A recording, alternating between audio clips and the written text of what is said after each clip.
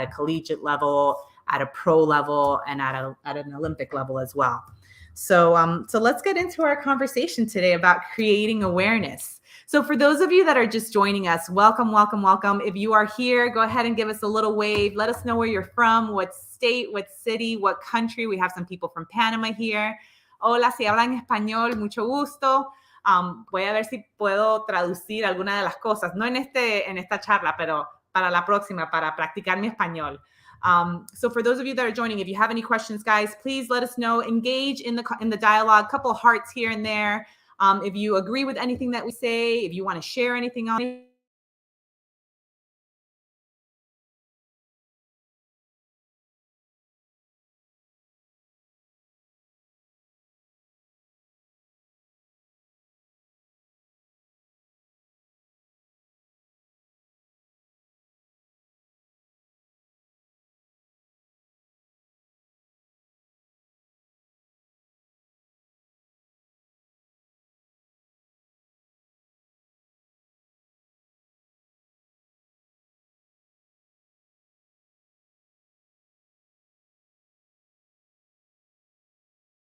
And what I'm going to discuss is how does stress apply itself in our bodies? What does it look like? So first of all, it's a stimulus, right? A stimulus being like you have receptors all over your body. And to keep it simple, when the sun shines its light on our eyes, we naturally squint, right? If I push Crystal over, right, she can push against me or I can knock her down, right? Her ability to respond to that stimulus is her body responding to that, what's going on in her environment.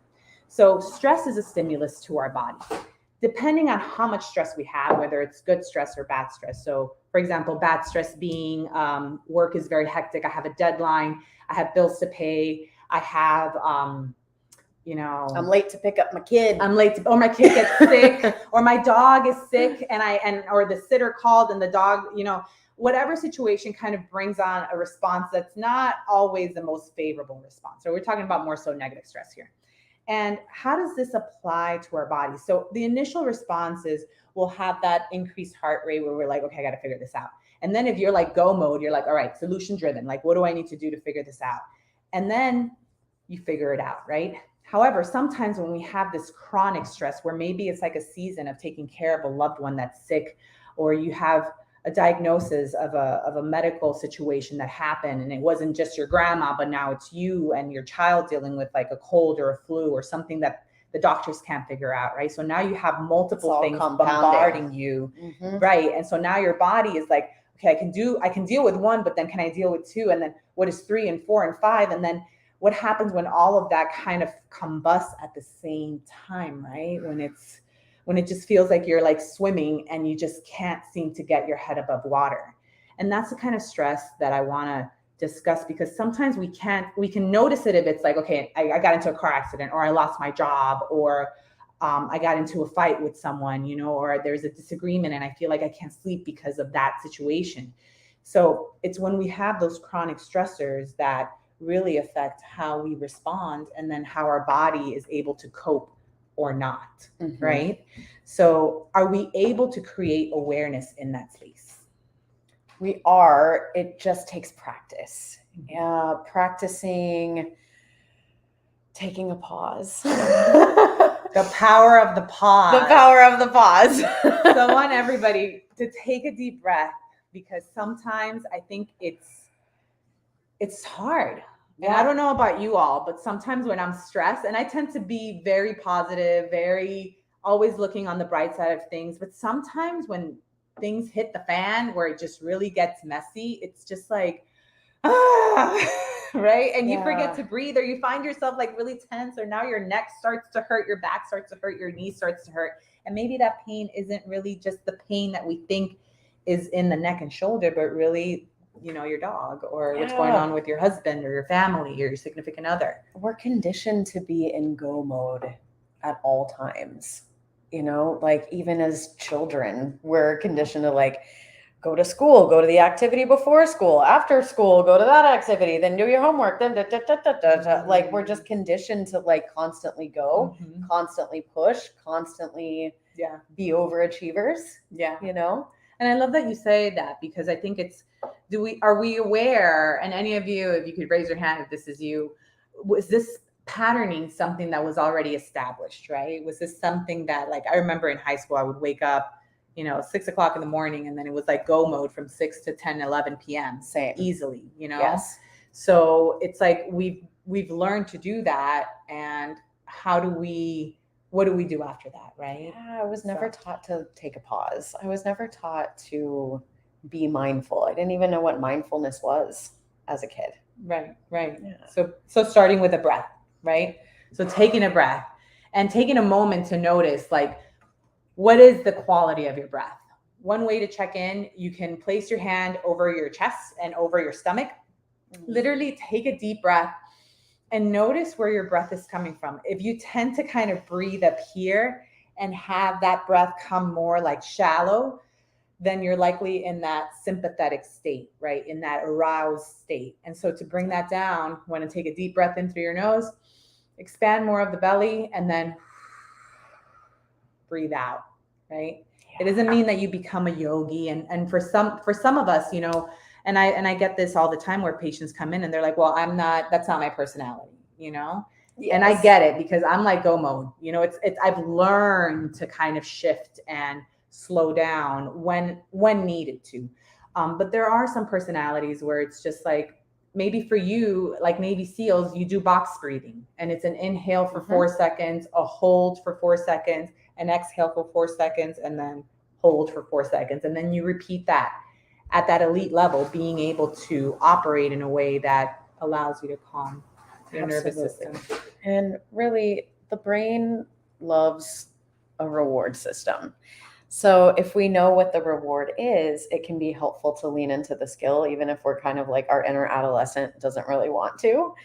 But really, like, once you learn that there really is a reward in stopping and pausing, it helps you to follow through with it more. And really, our decision making, our process of decision making really is challenged when we're in that fight or flight state. We can move and act with more intention and precision when we are in that rest and digest mode. Versus that, like, so let's say someone is stressed. If you're trying to make a decision in that state, you're going to be a little bit more irritable, or you're not going to have as open of a mindset in terms of possibilities when you're so focused on really surviving at that point. The flow isn't there. Yeah. So tell us a little bit more about, what happens in the brain and what happens in the gut when we're stressed, and what does that look like in terms of how it affects our overall health? Yeah. So, in the brain, again, like cognitive function reduces, but we're not able to process, we're not able to problem solve. And similarly, the gut reacts. I mean, the gut really is a second brain. So I don't know if you've heard that before, but more and more that's out in the media. Right. But there is a book on that, The Second Gut. Yeah, the gut actually constricts as well, and nutrients are not. Sorry, the second brain. I just said gut. Yeah, the second brain. Clearly, I'm not being mindful. Continue. The nutrients aren't absorbed when we are in stress mode. So we might be like, oh, well, I'm eating healthy, I'm taking my supplements, and they're just passing right through because we're in that. So it's almost like a stress state. Like a malabsorption. Yeah. Right. Yeah.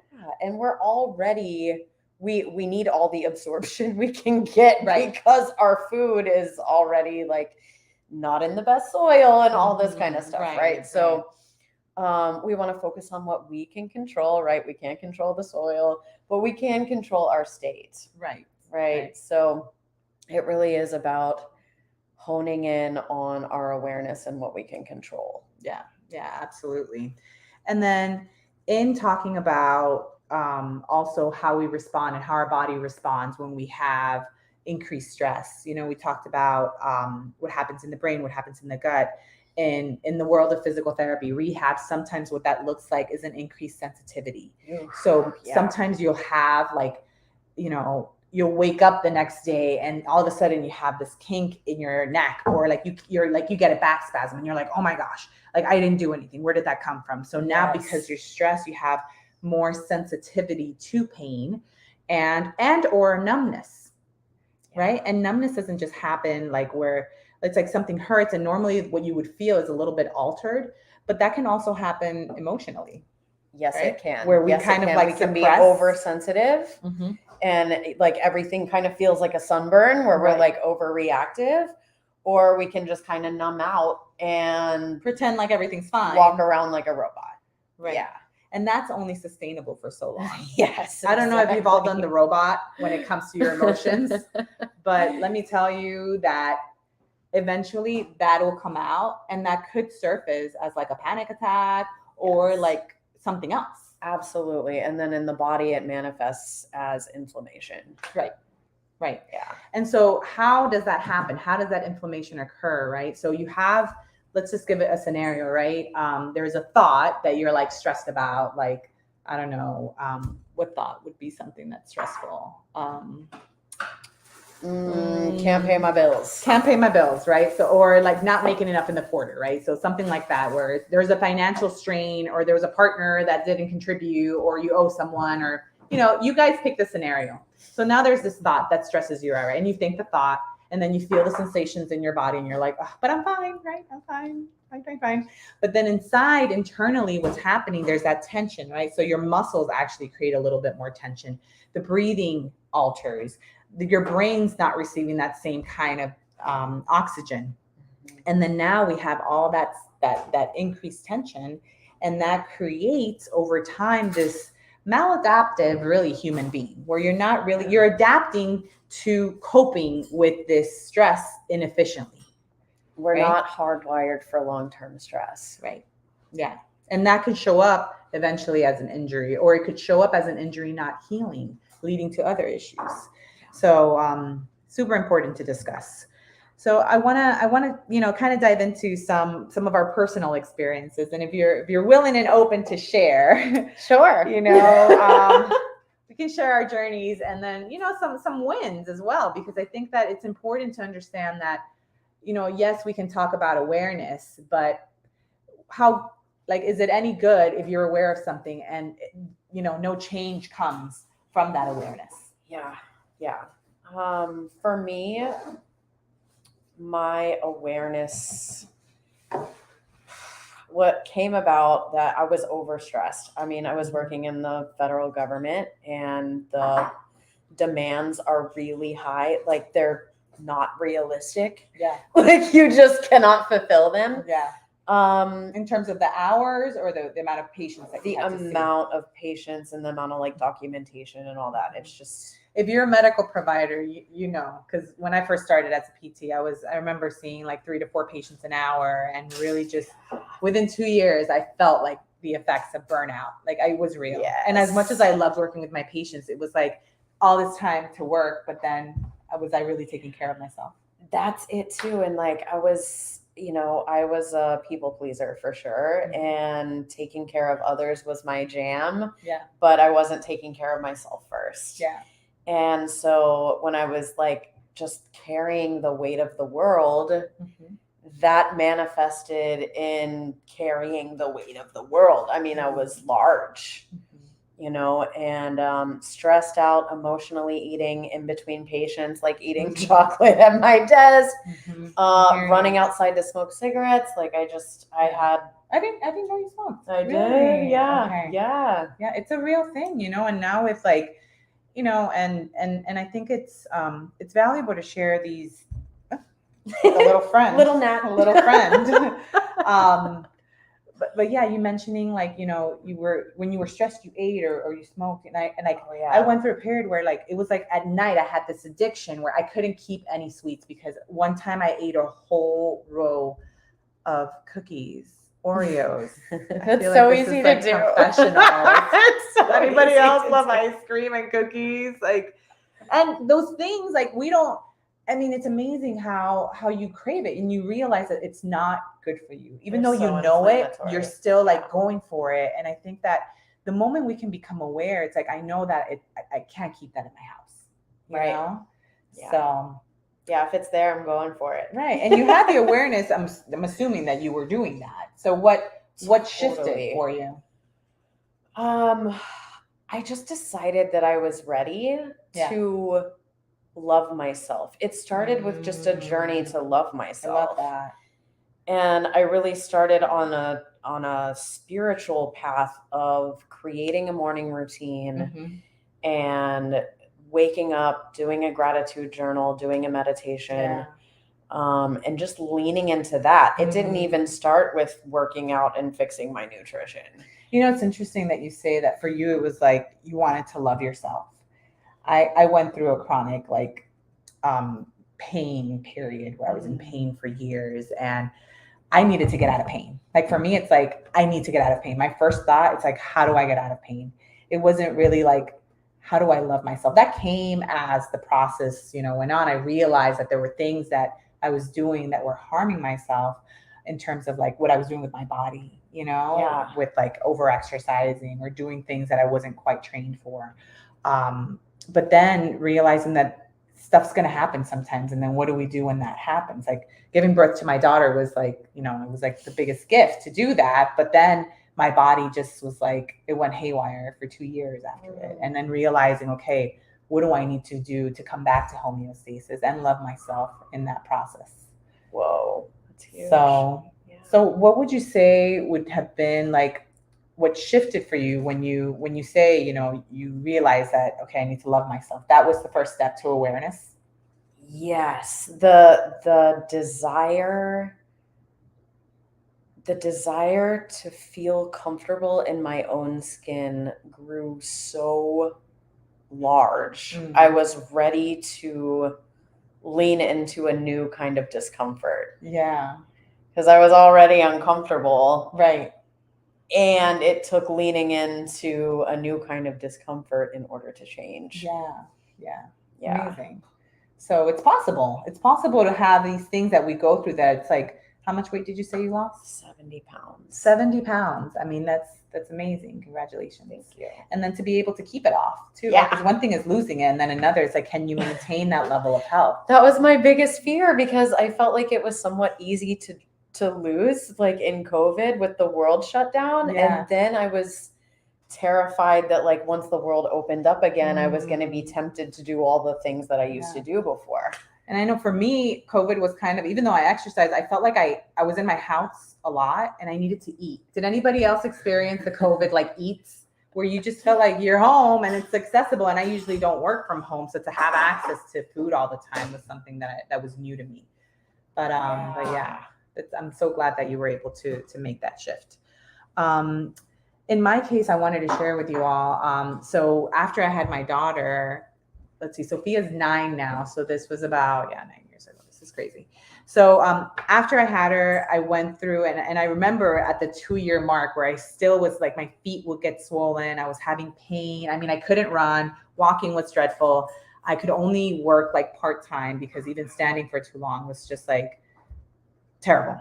And then working with a coach for about, I want to say like a good 4 years. And I broke through in COVID when I told my coach Ryan, I was like, I want to run again. And I just kind of had like scratched that out. And I was just like, well, I guess I'll never be able to, my body won't be able to tolerate that. And just to kind of like hang up my sneakers. And then I realized like, wait a second, if our bodies can heal and adapt, like why can't I run again if I can slowly bring that up? And I did. A willingness to let that story go. A willingness, for yourself. Yeah. And to realize when that you're I could in pain. Right. And I think that, for any of you that have had an injury, it's very scary to do the thing that you want to do that potentially hurt you. Or can your body tolerate that again? Right. Right. So the awareness of like, I realized I got hurt. I know what I did that, hurt myself. And then now it's like, what am I able to do to increase the ceiling of what my body can tolerate so that I can do a bit more? Right? A little bit at a time. A little bit at a time. Mm-hmm.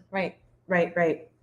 And then do we have any like client stories that you're comfortable with sharing? Oh, I definitely do. But I'm gonna keep her anonymous. Of course, yeah. So but HIPAA I did people, HIPAA. Yeah. We could say she was a he. Yeah, she yeah. came to me with the stated goal of just not feel overwhelmed. Mm. Like that was literally her stated goal. Yeah. She's mom of a two special needs kids, both on the spectrum, and husband was in a car accident with a traumatic brain injury. Oh wow. And so she was also caring for him and Yeah. sole breadwinner and That's a like lot. whew. Yeah. You know, and with all of that stress, added stress, Right. she had put on weight. And as we worked on just her mindset around all of these things, we didn't even look at the nutrition piece. We were just working on creating awareness and problem solving through bringing that, like, we're basically healing her nervous system. Through conversation. Yeah, because I've got my clients on like a walkie-talkie app, and so I just support them through the day as needed. That's amazing. So usually you don't, like when I go see my therapist, who's amazing, by the way, but usually it's more of like a dialogue where, you know, we have our sessions and they're phenomenal. And then if I have an issue, I can call her, but that's basically like, that's it. You actually have like, which is great. I mean, that's like the traditional therapy model. That works for me. With sustainable habit change, I find that it's really helpful to help in the moment, you know, because it's like, let's talk about it and process it as it happened. Like, I don't remember what happened a week ago. Do with you? my patients, I tell them the same thing. I'm like, send me a text message, send me a voice text. You know, I want to know how you felt, you know, as soon as you're done after this, you know, let's extract the lessons as we go. I love that. And so as we just worked on that, the weight just started naturally falling off. Amazing. You know? Yeah. So yeah, that's my big like awareness client success story for sure. That's awesome. That's awesome. I had a patient once, and this was back in, so I've been a PT now for about 15 years. So I started seeing him, and I want to say he's probably in his like mid-20s. And he was, I remember he came in and his demeanor, like, you know, when you meet someone and you could just feel the energy, their energy, right? He was like, I could feel that he was sad. I could feel like he'd gone through so much.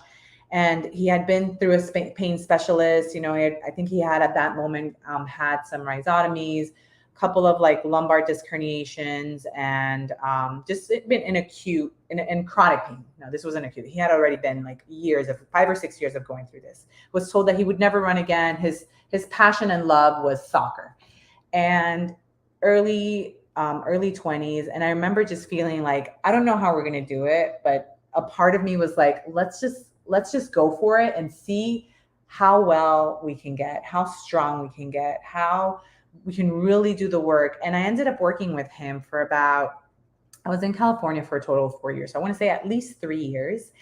And, you know, he came in initially for his back. And then as he started getting better, and this is where the model of MTI really came with my patients, that it started back in California, where, you know, once he got better from his back and we started exploring other areas of his body and realizing there was such a weakness in other areas because of that initial pain.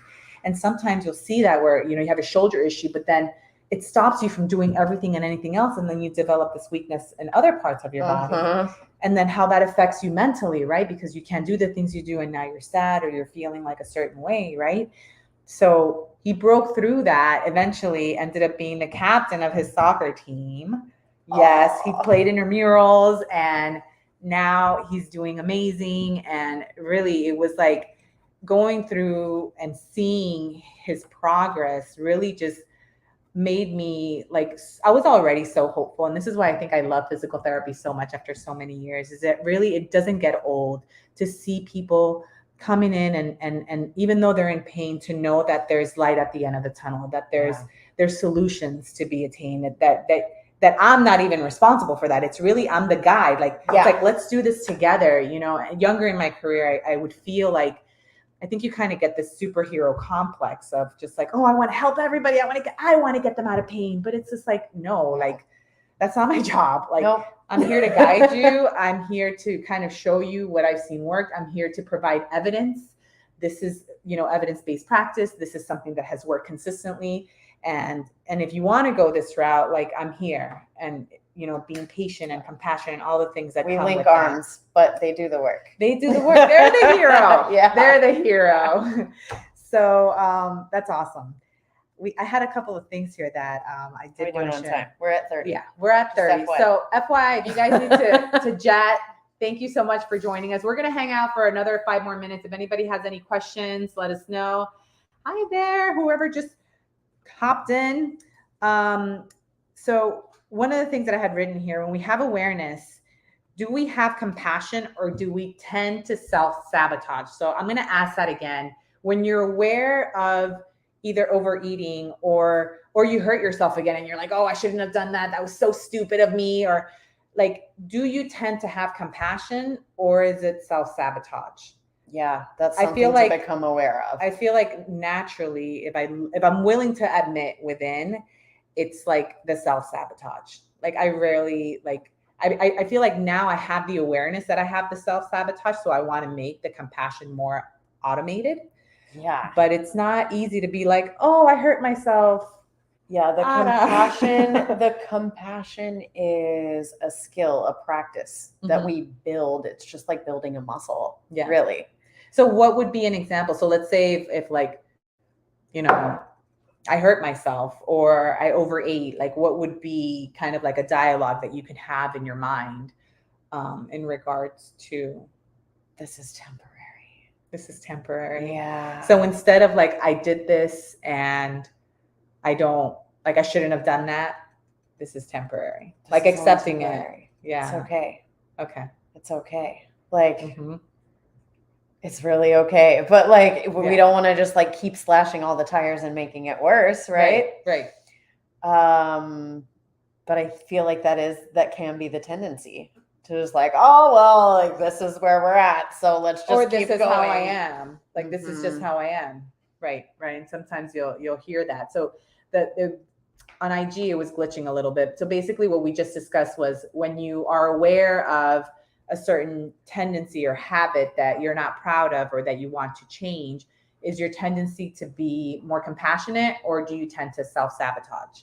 And so being able to choose The thought of, it's okay, this is only temporary. it's okay, this is only temporary. And sometimes it doesn't feel like you want to say it's okay if you tore your labrum or, fractured your leg. I mean, Right? honestly, that Is it my, okay? my recent back injury was more challenging for me than anything I've gone through thus far in my journey. And realizing that this is temporary. I mean, I wasn't sure if it was temporary. Like I Right. had a hard time getting to that place in my mind of like, okay, I do know how to heal myself. Like Yeah. the body knows how to heal itself. It's going to be okay. I Right. need a guide. I needed a guide. Yeah.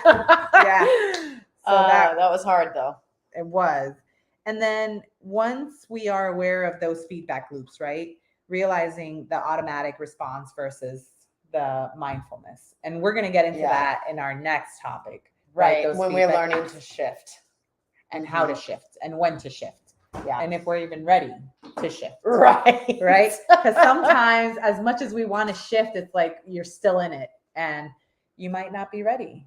And that's okay too. But we need to be aware of that. Yeah. Instead of like kidding ourselves. Right. Pretending that we're okay when we really haven't surpassed that. Yeah. And then a little progress is still progress, right? Yes. So sometimes if like, when it comes to whether it's psychologically trying to overcome, a challenge or nutritionally, right? If you're doing like maybe like you've altered or you've realized that sugar isn't something that you want in your diet and you're having those cravings and it's so hard to, not have it in your diet, but then you realize, okay, no, I want to do this. And today was a good day.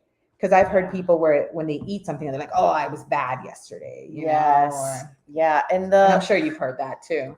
The creating awareness in and of itself can feel overwhelming and it can feel like you're not making progress because you're realizing where you're at and Yeah. you're coming to terms to where you're at. So Yeah. when we take our head out of the sand, Yeah. sometimes it can feel like we're taking 5 steps back. It's almost like cleaning out a closet, right? And we like make a bigger mess before we choose what pieces we want to put back in the closet neatly. Yeah. So it can feel like a bomb went off when we Right. start focusing on what's actually going on Yeah. around us. And I think that's important, you know, because like you said, when you're cleaning things out or kind of realizing what's there, and I do this when patients come in to see me initially, we'll go through an inventory of where are you psychologically, where are you nutritionally, and I tell them this is not to judge you, this is just to simply take inventory of where you are right now. And are you willing to look at where you are from a place of accountability, and then choose from a place of what it is you want. Like if you want to be out of pain, like these are the things that you need to do that are going to get you out of pain. If you want to not feel, you know, like negative or cynical, like these are certain things that, you know, you need to do, and certain partners that you need to see in order to achieve that. But if you're having issues with eating, and you mentioned it to your physical therapist, like seek out a nutritionist, seek out a registered dietitian. If you're feeling like you need support psychologically, it doesn't mean you're crazy, but it does mean that you probably need to speak to a licensed professional, your psychologist, your psychiatrist, right? Your social worker. So, lean into those PT exercises. I know, like I rolled my eyes. I didn't want to do that. Right, but it helps. It helps. It helps. It makes a difference.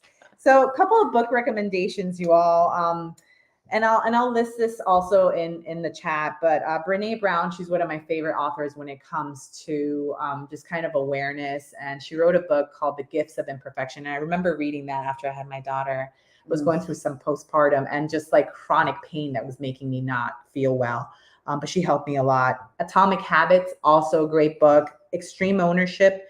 And then Leveraging Anxiety. My husband wrote that, and he wrote it after leaving the military for 20 years. And he experienced his first, like, he had an episode where he thought like he was having a heart attack, and ended up being like his nervous system went awry, and he's fine now. But, you know, he went through this period where he was like feeling all this anxiety, never felt that before, even like being a combat veteran, and then really writing out kind of like how he overcame it. And that book is, he wrote it in the prime of that. So it's super vulnerable on his end, but a very powerful book. And I think when we're willing to kind of to speak about those kind of things, realize they don't have the power that they seem to have. Oh yeah. You know, that's part of creating awareness, is bringing it out into the light. Yes. So thank you so much for, sharing your gifts. And if you could tell people where to find you. Yes. You can find me on Instagram at Catalytic Creator. My website is www.beingandbecominginalignment.com. Awesome. Thank you all. Hope you have a wonderful evening. Thanks for joining in. And we will let you know once we, for our next 2 talks, because it'll be before the end of the year, but excited to talk about what it is you thought. What did you think about the talk? Was there anything that came up for you? Feel free to reach out to us, DM us, and we hope you have a good rest of your evening. Take care, everyone. Thank you for joining us. Thanks for joining. See you next time.